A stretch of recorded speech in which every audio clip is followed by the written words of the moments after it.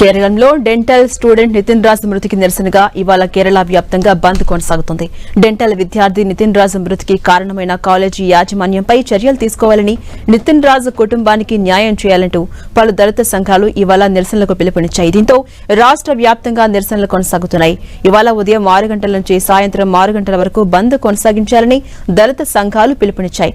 దళిత సంఘాల పిలుపుతో కేరళం రాష్ట్ర వ్యాప్తంగా ఆందోళనలు కొనసాగుతున్నాయి.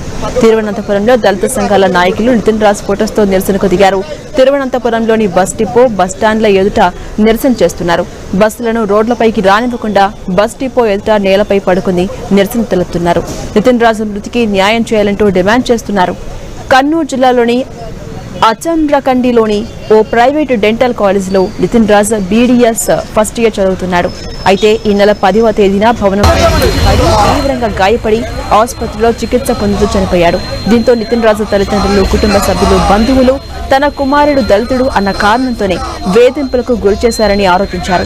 కుల వివక్ష, అధ్యాపకుల వేధింపులతోనే తన కుమారుడు చనిపోయాడని, నితిన్ రాజ్ మృతికి కారణమైన వారిపై చట్టపరమైన చర్యలు తీసుకోవాలని, ఎస్సీ, ఎస్టీ అట్రాసిటీ కేసులు నమోదు చేయాలంటూ డిమాండ్ చేశారు. అటు నితిన్ రాజ్ మృతిపై కేసు నమోదు చేసిన కేరళం పోలీసులు ఈ కేసులో 2 అధ్యాపకులపై కేసులు నమోదు చేశారు.